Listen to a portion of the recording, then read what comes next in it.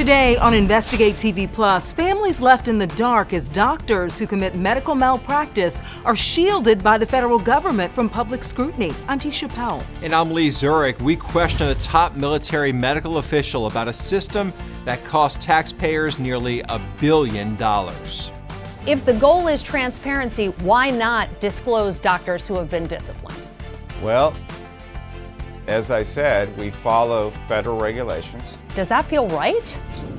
Plus, a new concept when it comes to conception. How this couple saved thousands of dollars on their fertility treatment by taking an unconventional journey. Then, on the cutting edge of fun, how a group of friends turn their favorite game into a lasting backyard staple. In-depth stories that inform and inspire. You're watching Investigate TV Plus.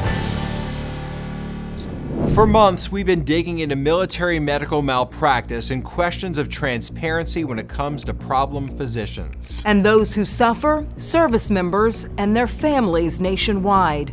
Like Tamika Harris-Reese, who says her son Zamari needed ear tubes and his adenoids removed, two common surgeries for children. How do you react when you find out exactly what happened in that operating room?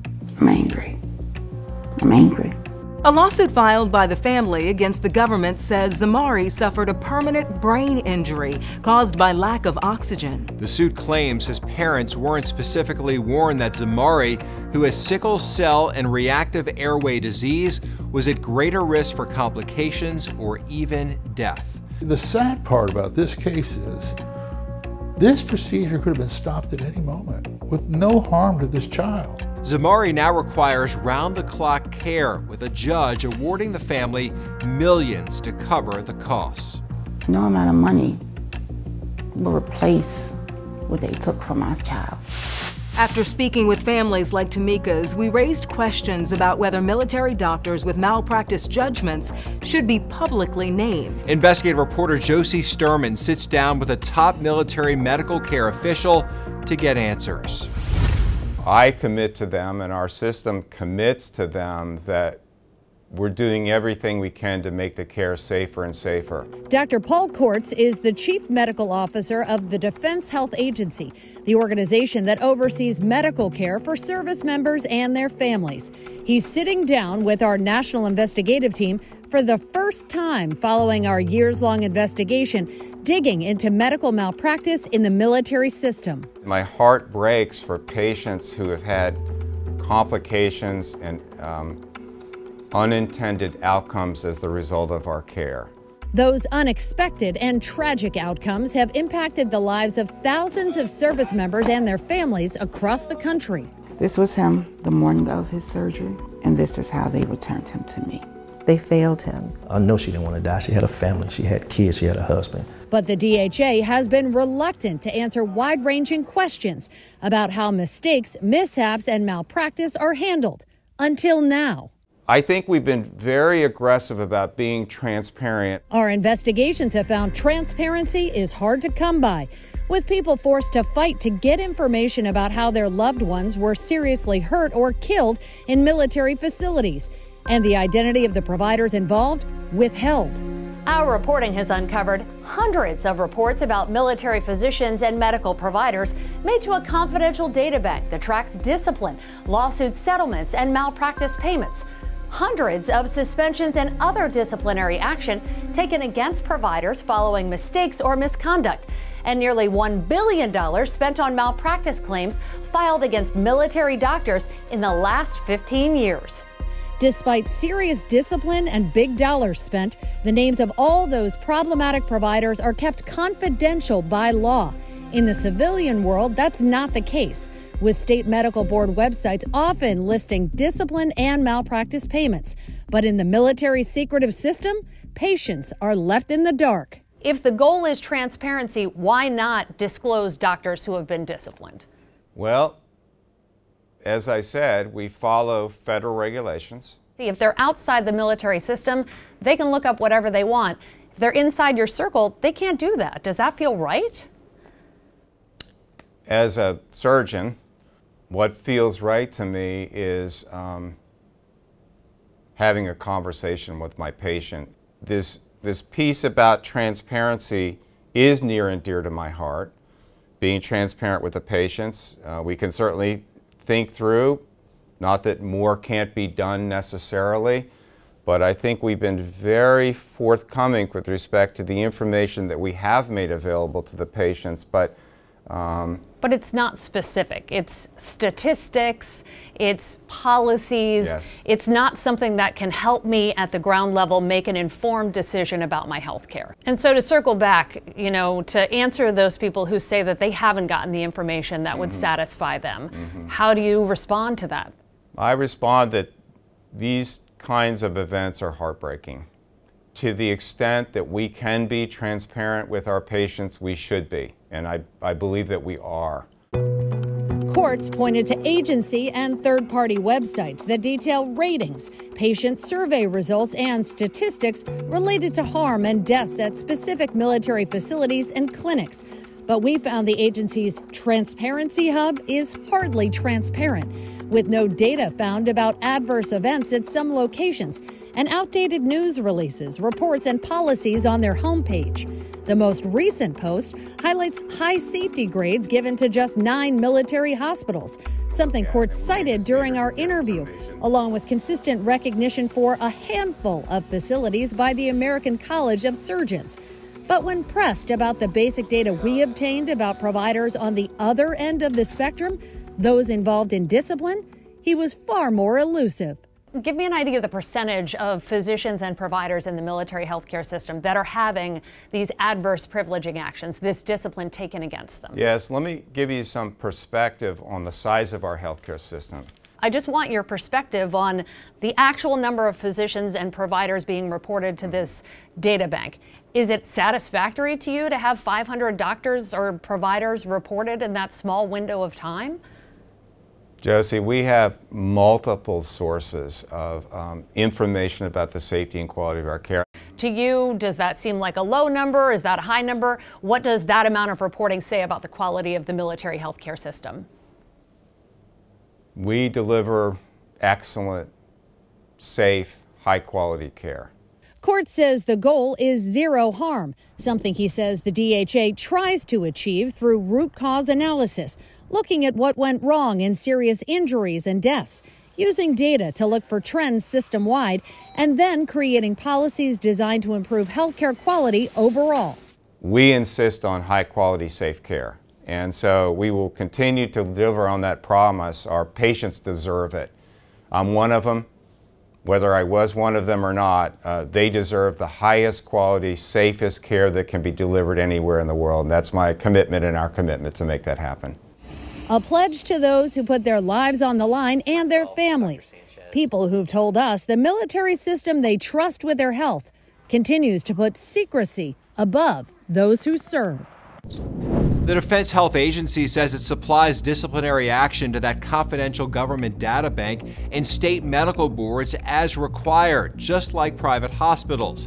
And it's up to state boards to decide whether it's made public from there. You can watch our entire interview with Dr. Kortz. We posted it on InvestigateTV.com. Just search Doctors of Defense to watch that, along with our other stories on this issue.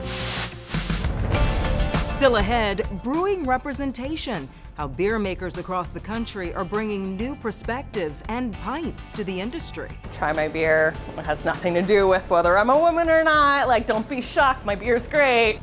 Plus, babies on board, why this couple flew across the world for fertility treatment.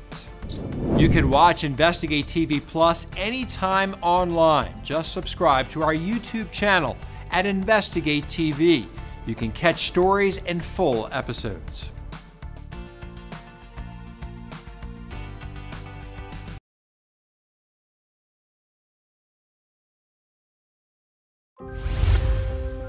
More couples who struggle to conceive are turning to in vitro fertilization, which involves fertilizing a woman's egg outside of her body in a lab setting. Between 2021 and 2022, the number of babies born from IVF increased nearly 3%. A typical IVF treatment can cost couples upwards of $20,000. And in the U.S., only 20 states and D.C. require some type of infertility insurance coverage. One state that doesn't provide coverage is Georgia. So when a couple there wanted to grow their family, they took an international approach. Reporter Chelsea Beimfor shows us how. This is Christopher here. One-year-old twins Christian and Christopher are the biggest blessings Orlando and Kimberly Graham say they have ever received. And people ask me all the time why you come up with that name. I said, well, Christ is in it, in both of them names. So it's Christ and Christ because it was a blessing. But the Grahams' journey to parenthood was a long one. Both spent decades focused on their careers. They got married in their 40s, and as Kimberly approached age 50, she felt something was missing. I've always wanted to have kids.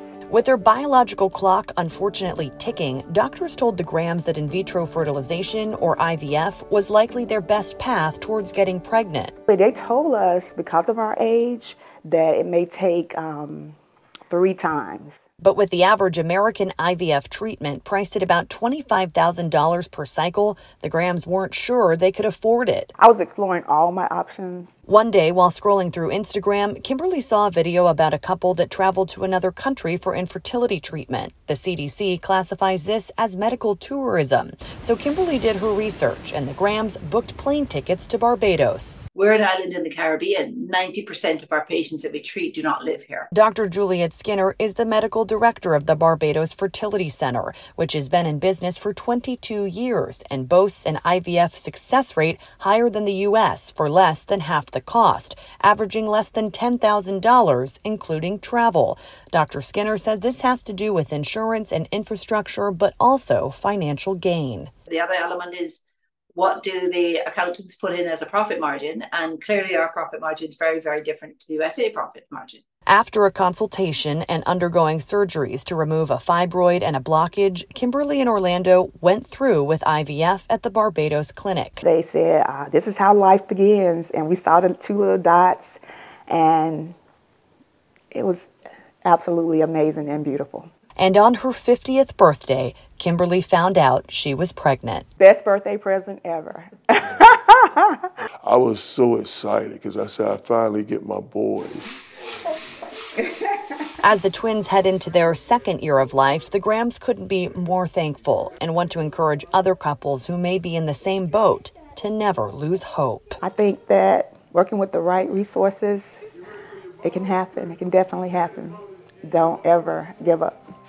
Traveling to Barbados was a great option for this couple, but the CDC warns that medical tourism can be risky. Air travel could increase risk for things like blood clots and infection. If there's a language barrier, there's a possibility of miscommunication, and some countries' requirements to maintain medical accreditation and licensure may be less than it would be required in the United States. The CDC encourages you to do your own research and get a pre-travel consultation if you're considering going abroad for a procedure. Also, remember to bring your medical records and a travel health kit for recovery and the trip home.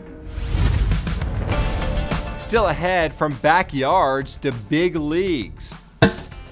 I just thought it was a kid's game, only to find out it was a very fun, exciting, challenging, competitive game. A look at the evolution of cornhole and the competitive sport it is today.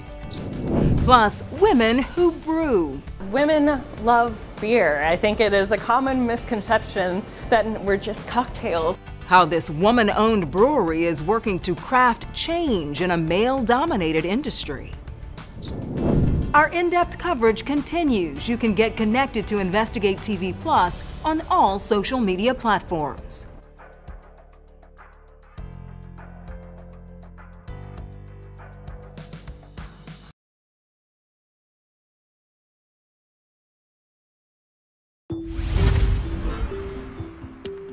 Say cheers to craft beer. There are more craft breweries in the U.S. than ever before, including Vine Street Brewing Company, the first black-owned brewery in Missouri. Beer brings people together. According to the Brewers Association, black brewers make up fewer than 1% of owners, something Vine Street and co-founder Kemet Coleman are hoping to change for his Kansas City neighborhood. The reality is our palate is very extensive, and so when you think about craft beer, As soon as we introduce new beers and new flavors to the African American community, they're very receptive to it. A craft brewery in Portland, Oregon is also carving its own path in the industry. It's led by a woman, and women make up just 24% of brewery owners in the U.S. Reporter Bonnie Silkman shows us how she's also fermenting change in the field. Temperature 165, we're doing pretty good. So today we're brewing a Mexican lager. You want to make your yeast happy. I'd call them just yeasty babies. They're just my yeasty babies. I'm just a yeast rancher when it all boils down to it. It is definitely something you still see people surprised by. Oh, you brew? And it's a very specific tone. You know that tone? Oh, you're the brewer? Yes, she is. In fact, Jessica Hardy is the head brewer and proud owner of TPK Brewing in Southeast Portland. Women love beer. I think it is a common misconception that we're just cocktails, or oh, when I was in college, when I was at Siebel even, I was there as a brewer and they're like, oh, women only drink seltzers or women only drink. I was like, excuse me, I'm here in the same class that you are. Try my beer. It has nothing to do with whether I'm a woman or not. Like, don't be shocked, my beer's great. And what got her started in the beer game might surprise you. My passion for brewery started kind of in a weird roundabout way by Dungeons and Dragons. I was really into tabletop role-playing games, and I would bring beer to share with my friends during those games. Then it became, well, it'd be really cool if I made the beer for my friends. Fast forward to opening Oregon's first tabletop role-playing brew pub, where Portlanders can come for the beer and stay for the quest. My beers are either named or based off of them. Okay, this character reminds me of a stout. So then we time those releases of the beer specifically when players are meeting those characters. So this one is Labyrinth Lager. Humans have been drinking beer for thousands of years, but many don't realize that women were actually the original brewers. Women in beer, I mean, it was ours. It was our thing. It was our specialty. If you look at the early brewers, you might recognize their pointed hats. That's the inspiration for witches. You would know the brewers at taverns because they had the pointed hats. You know, those were the ladies that you went to get your beer. But the statistics for women working in the craft beer industry remain low compared to men. But those numbers are steadily on the rise as more ladies like Jessica take on the leading role in crafting a change in representation. And I like the story about the witches. I guess that's why they called it Witches Brew. Ah, I like that. I'm all for that. Hey, I got two girls. I'm all for the girl power. Girls can do anything. And beer is great, so. Says you. Says a I girl say right here, it's right? good. All right, there we go. Still ahead, what pairs better with a pint than cornhole? How this group of friends say they improved the beloved backyard game.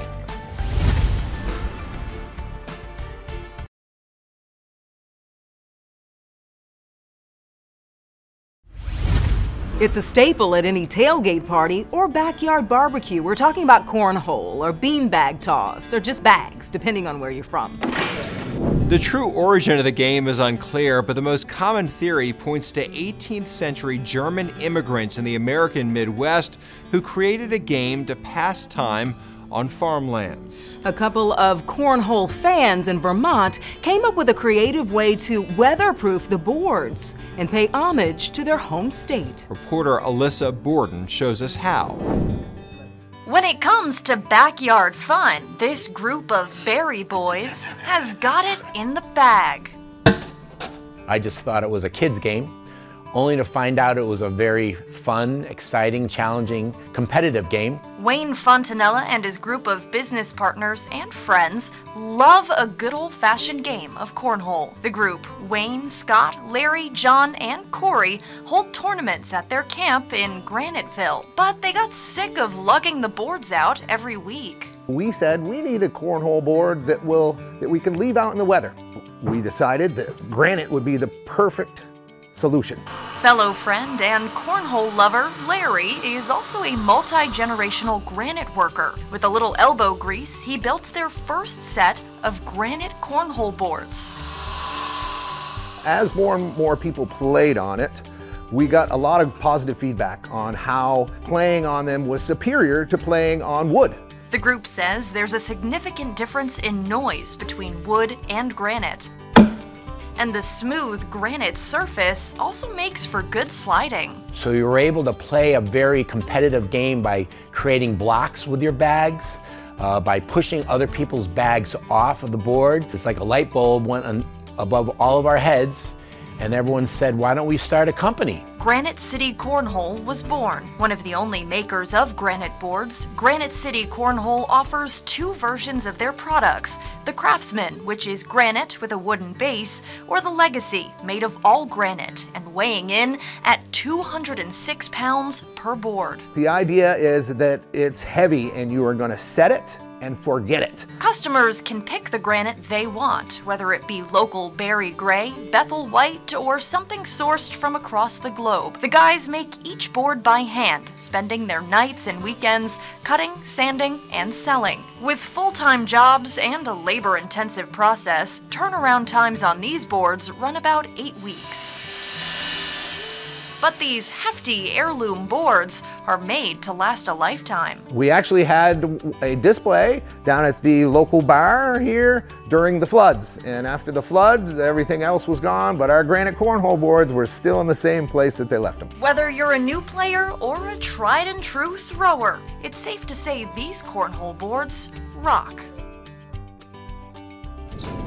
Cornhole was first recognized as a sport in 2005 in Cincinnati, Ohio. The American Cornhole League is credited for standardizing the sport, and in 2015, ESPN started broadcasting tournaments. Today, there are more than 100,000 ACL members with more than 250 professional players. And that's it for us here on Investigate TV Plus. I'm Lee Zurich. And I'm Tisha Powell. Thanks for watching.